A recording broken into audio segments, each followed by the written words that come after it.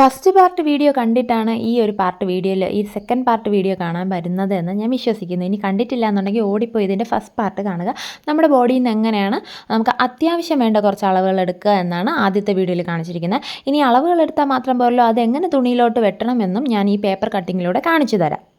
ഇപ്പോൾ ഒരു churidar, crop top അല്ലെങ്കിൽ ഒരു ബ്ലൗസ് അതൊക്കെ തയ്ക്കുമ്പോഴത്തേക്കും നമ്മൾ ആദ്യം ഇതേപോലെ രണ്ടായിട്ട് മടക്കിയതിന് ശേഷം അതിനെ ഒന്നും കൂടെ മടക്കി നാലാക്കി മടക്കിയതിന് ശേഷം ആണല്ലോ നമ്മൾ രണ്ട് പാർട്ടും കട്ട് ചെയ്തെടുക്കുന്നത്. അപ്പം ഞാൻ ഇവിടെ പേപ്പറിൻ്റെ വീതി കുറവ് എന്നുള്ള ഇതുകൊണ്ട് ഞാൻ ആ 4 എന്നതിന് മാറ്റി രണ്ടായിട്ട് മടക്കിയിട്ട് നമ്മളെടുത്ത അളവുകൾ എങ്ങനെയാണ് ആ ഒരു തുണിയിലോട്ട് പകർത്തുക എന്നാണ് ഇവിടെ എക്സാമ്പിളായിട്ട് കാണിക്കാൻ പോകുന്നത്. അപ്പോൾ അതിൻ്റെ ഫ്രണ്ട് പാർട്ടേ കാണുള്ളൂ.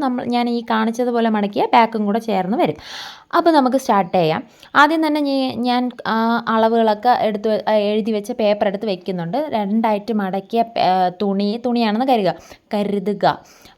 അതിൻ്റെ ക്ലോസ്ഡ് വശം അങ്ങോട്ടും ക്ലോസ്ഡ് വശം നമ്മളടുത്തോട്ടും ഓപ്പൺ വശം അപ്പുറത്തെ സൈഡിലും വരുന്ന രീതിയിൽ വയ്ക്കുക. എന്നിട്ട് ആ ക്ലോസ്ഡ് വശത്തിൻ്റെ അവിടെ നിന്നാണ് നമ്മൾ അളവുകളൊക്കെ രേഖപ്പെടുത്താൻ പോകുന്നത്. അപ്പോൾ നമുക്കിവിടെ ഷോൾഡർ കിട്ടിയത് 14ആണ്.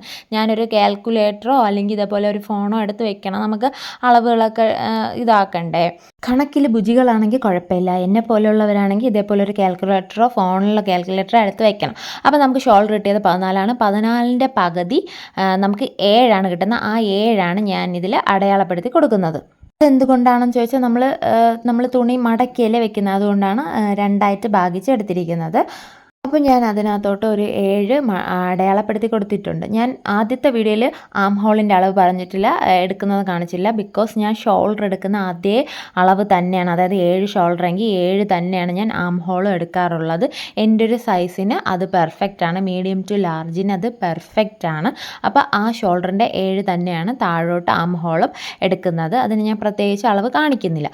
അടുത്ത് നമുക്ക് എന്താണ് നോക്കാനുള്ളത്, നമ്മളുടെ നെക്കിൻ്റെ വീതിയും നമ്മുടെ നെക്കിൻ്റെ ലെങ്ത്തും. അപ്പം ഞാൻ വീതി എടുക്കുന്നത്, ഞാൻ ഓൾറെഡി വീതിയുടെ കാര്യം പറഞ്ഞത് ഒരു നമ്മൾ മൊത്തത്തിൽ 8ആണ് നോക്കിയാൽ 8ആണ് നമുക്ക് അളവ് കിട്ടിയത്. അതിനെ രണ്ടായിട്ട് ഭാഗിക്കണം 4.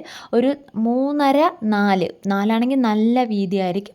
3.5 ആണെങ്കിൽ ഓക്കെ എൻ്റെ ഡ്രസ്സുകളുടെയൊക്കെ ഒരളവ് ഞാൻ 3.5ആണ് എടുക്കാറുള്ളത്. അപ്പം ഞാൻ ആ ഒരു 3.5, അതായത് നമ്മളുടെ 8നെ രണ്ടായിട്ട് ഭാഗിക്കുമ്പോൾ 4 3.5 4 അതാണ് നമ്മുടെ അളവ്. അതും കൊടുത്തതിന് ശേഷം ഇറക്കം നമ്മളെടുത്ത് വെച്ചാൽ 5 to 6. 5ആണ് എനിക്കൊക്കെ കംഫർട്ടബിൾ ആയിട്ടുള്ളത്, 5ആണ്. അതുകൊണ്ട് ഞാൻ ആ 5 എടുക്കുന്നുണ്ട്. 6 എടുക്കുന്നതിന് കുറച്ചുകൂടെ ഒരു ഇഞ്ച് കൂടെ ഇറങ്ങി കിട്ടുമെന്നേ ഉള്ളൂ.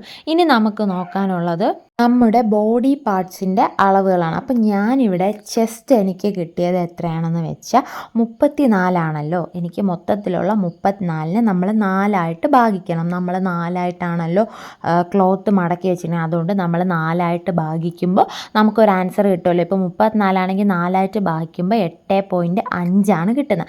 അതിൻ്റെ കൂടെ ഒരു 1 1.5 സീം അലവൻസും കൂടെ കൊടുക്കുമ്പോൾ ഞാൻ 1.5 കൊടുത്ത് 10ആണ് എനിക്ക് ചെസ്റ്റിൻ്റെ അവിടെ അളവ്. അപ്പം നമ്മൾ 8.5 മാർക്ക് ചെയ്യണം. ഒരു സീം അലവൻസ് എന്ന രീതിയിൽ 10 മാർക്ക് ചെയ്യണം.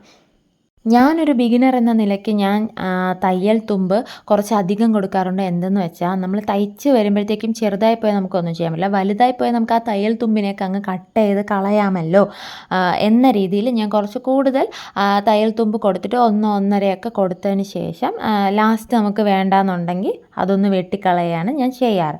അപ്പോൾ ഈ പറഞ്ഞതുപോലെ ചെസ്റ്റിൻ്റെ ടോട്ടലായിരുന്നാലും വേസ്റ്റിൻ്റെ ടോട്ടലായിരുന്നാലും മിഡ് വേസ്റ്റിൻ്റെ ആയിരുന്നാലും എല്ലാം നമ്മൾ 4ആയിട്ട് ഭാഗിച്ചിട്ട് അതിൻ്റെ കൂടെ 1 1.5 സീം അലവൻസ് കൊടുക്കണം. അപ്പോൾ ഇനി നമ്മൾ അതിൻ്റെ എല്ലാത്തിൻ്റെ ആൻസർ കിട്ടിയല്ലോ. നമ്മളൊന്ന് ഭാഗിച്ച് നോക്കി അതിൻ്റെ ആൻസർ കണ്ടുപിടിച്ചതിന് ശേഷം ഇതേപോലെ ഞാൻ വരച്ചു കൊടുക്കുന്നുണ്ട്. ഇപ്പോൾ ഞാൻ ആം ഹോളിൻ്റെ അവിടെ നിന്ന് നീട്ടിയൊരു വര വെറുതെ കൊടുക്കുന്നുണ്ട്. ഇനി നമുക്ക് ആ ക്ലോസ്ഡ് അവിടെ നിന്ന് നമ്മുടെ ചെസ്റ്റിൻ്റെ ഇത് അടയാളപ്പെടുത്തുക. അപ്പോൾ നമ്മൾ 34നെ 4 കൊണ്ട് ഭാഗിക്കുമ്പോൾ 8.5 ആണ് കിട്ടുന്നത്. ആദ്യം ഞാൻ ആ 8.5 അടയാളപ്പെടുത്തിയതിന് ശേഷം പ്ലസ് ഒരു 1.5 കൂടെ തയ്യൽ തുമ്പും കൂടെ കൊടുത്ത് ഒരു 10, ആ 10ഉം കൂടെ ആ 1.5 കൂടെ അതിൻ്റെ കൂടെ ഞാൻ കൊടുക്കുന്നുണ്ട്. അത് കഴിഞ്ഞ് നമ്മൾ മിഡ് വേസ്റ്റിനും എനിക്ക് 28ആണ് കിട്ടിയ. ഭാഗം 4 ചെയ്യുമ്പം 7 അതിൻ്റെ കൂടെ 1.5 കൂടെ ചേർക്കുമ്പോഴത്തേക്ക് 8.5. അടുത്ത് നമ്മുടെ താഴത്തെ ഭാഗം അതും 36 കിട്ടിയത്. നമ്മൾ 4 ചെയ്യുമ്പോഴത്തേക്കും 9 പ്ലസ് ഒരു 1.5 തയ്യൽ തുമ്പ് 10.5. അങ്ങനെ ഇത്ര അളവുകൾ നമ്മളിത് ഇതിൽ കാണുന്നത് പോലെ ഒന്ന് തയ്യൽ തുമ്പും നമ്മുടെ ഒറിജിനലും കൂടെ ചേർത്ത് നമ്മളൊന്ന് അടയാളപ്പെടുത്തി വരച്ചെടുക്കണം. ഈ വീഡിയോ കാണുന്നവർ സത്യമായിട്ടും എന്തെങ്കിലും നിങ്ങൾക്ക് ഇതുകൊണ്ട് ഉപയോഗമുണ്ടായിട്ടുണ്ടെങ്കിൽ തീർച്ചയായും കമൻറ്റ് ഇടാൻ മറക്കരുത്. എന്തെങ്കിലും ഡൗട്ട് ഉണ്ടെങ്കിലും കൂടുതലായിട്ട് എന്തെങ്കിലും അറിയണമെന്നുണ്ടെങ്കിലും കമൻറ്റ് ഇടുക. എനിക്കറിയാവുന്നതാണെങ്കിൽ ഉറപ്പായിട്ട് ഞാൻ പറഞ്ഞു തരുന്നതായിരിക്കും.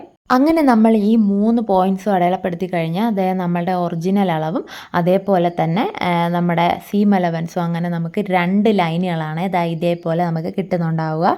ഇങ്ങനെ ആ ഡോട്ട്സുകൾ ഇങ്ങനെ കൂട്ടി ഇങ്ങനെ വരച്ചു കൊടുക്കണം.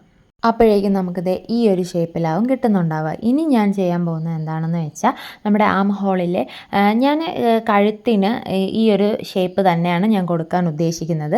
നമ്മൾക്ക് ബാക്ക് പാർട്ടിന് വേറെ നെക്ക്, ഫ്രണ്ട് പാർട്ടിന് വേറെ ആണെങ്കിൽ ഈ ഒരു സമയത്ത് നമ്മൾ ആം ഹോളും കൂടെ വരച്ചതിന് ശേഷം വെട്ടുന്ന സമയത്ത് നമ്മൾ ബാക്കും ഫ്രണ്ടും സെപ്പറേറ്റ് ആക്കാൻ മറന്നു പോകരുത്. അതിനുശേഷം നമ്മൾ ആം ഹോളിൻ്റെ കർവും കൂടെ വരച്ചു കൊടുക്കണം. ഞാൻ ആ കോർണറിൽ നിന്ന് 1 ഇഞ്ച് മേളിലോട്ടൊരു ഡോട്ട് കൊടുക്കുന്നു. പിന്നെ ആ 7ൻ്റെ പകുതി ഇതേപോലെ ഞാനൊരു ഡോട്ടും കൊടുത്തതിന് ശേഷം ഈ 2 ഡോട്ടും കൂടെ യോജിപ്പിച്ചൊരു കർവ് വരച്ചാണ് ആം ഹോൾ കർവ് ഞാൻ വരച്ചെടുക്കുന്നത്. ഈ ഒരു രീതിക്ക് ഇപ്പോൾ ഈ കാണുന്നത് പോലെ ഈ ഒരു രീതിക്കാണ് ആം ഹോൾ കർവ് ഞാൻ വരച്ചെടുക്കുന്നത്. പിന്നെ നമ്മൾ ഡ്രസ്സിലോട്ടാകുമ്പോൾ ഫ്രണ്ട് സൈഡ് ഒന്ന് കുഴിച്ച് വെട്ടണം. അത് നമുക്ക് സ്റ്റിച്ചിങ്ങിൽ ഞാൻ ഒരുപാട് സ്റ്റിച്ചിങ്ങിൽ പറഞ്ഞിട്ടുണ്ട്. ഇനി ഞാൻ ചെയ്യുന്നത് എന്താണെന്ന് വെച്ചാൽ ഇപ്പം ഞാൻ നെക്ക് വെട്ടുന്നുണ്ട്. വെട്ടിയതിന് ശേഷം തന്നെ ഈ ഒരു ഭാഗമുണ്ട്, നമ്മൾ ഷോൾഡറിൻ്റെ ഭാഗമുണ്ടല്ലോ, ആം ഹോളിൻ്റെ അവിടെ നിന്ന് ഷോൾഡറിൻ്റെ അങ്ങോട്ട് ഒരു 1/4 ഇഞ്ച് അല്ലെങ്കിൽ ഒരു 1/2 ഇഞ്ച് വേണ്ട, ഒരു 1/4 ഇഞ്ച് ചരിച്ച് വരച്ച് വെട്ടിയതിന് ശേഷം ബാക്കിയും കൂടെ വെട്ടിയെടുക്കണം. അപ്പോഴത്തേക്കും നമുക്കിത് ഇതേപോലെ ആയിരിക്കും നമുക്ക് കിട്ടുന്നുണ്ടാകും. ഇത് നമ്മുടെ ബോഡി പാർട്ടിലോട്ട് നമ്മളുടെ തുണിയാണെങ്കിലും ഇതേപോലെ വെച്ച് നോക്കുമ്പോൾ കണ്ടോ നമ്മുടെ കഴുത്തൊക്കെ പെർഫെക്റ്റ് ആയിട്ട് വരും.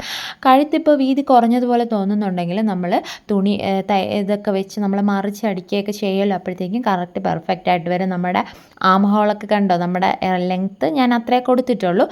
നമ്മുടെ ആം ഹോളൊക്കെ കറക്റ്റായിട്ട് ഒരു ബോഡിയുടെ ഫസ്റ്റ് പാർട്ട് നമ്മുടെ ഫ്രണ്ട് പാർട്ടും നമ്മൾ 4ആയിട്ട് മടക്കിയിരുന്നെങ്കിൽ ഇതേപോലെ ഒരു പീസും കൂടെ നമുക്ക് ബാക്ക് സൈഡിലും കൂടെ ഇതിൻ്റെ കൂടെ തന്നെ കിട്ടും. അപ്പോൾ പിന്നെ അത്രയേ ഉള്ളൂ ഗായ്സ്. ഇത് നിങ്ങൾക്ക് മനസ്സിലായി എന്നാണ് ഞാൻ പ്രതീക്ഷിക്കുന്നത്. ഈ ഒരു രീതിക്ക് തന്നെയാണ് ഞാനും പഠിച്ചെടുത്തതും ഞാനും സ്റ്റിച്ച് ചെയ്യാറുള്ളതും. ഇതിൽ നിങ്ങൾക്ക് എന്തെങ്കിലും സംശയം ഉണ്ടെങ്കിൽ ചോദിക്കാനും ഇതിൽ കൂടുതലായിട്ട് എന്തെങ്കിലും അറിയണമെന്നുണ്ടെങ്കിൽ ചോദിക്കാനും മറക്കണ്ട. പിന്നെ നിങ്ങൾക്ക് ഈ വീഡിയോ യൂസ്ഫുൾ ആയിട്ടുണ്ടെങ്കിൽ സ്റ്റിച്ചിങ്ങിൽ ബിഗിനറായിട്ടുള്ള നിങ്ങളുടെ ഫ്രണ്ട്സിനൊക്കെ ഷെയർ ചെയ്ത് കൊടുക്കാനും എൻ്റെ ചാനൽ സബ്സ്ക്രൈബ് ചെയ്യാനും മറക്കണ്ട. ടാറ്റാ.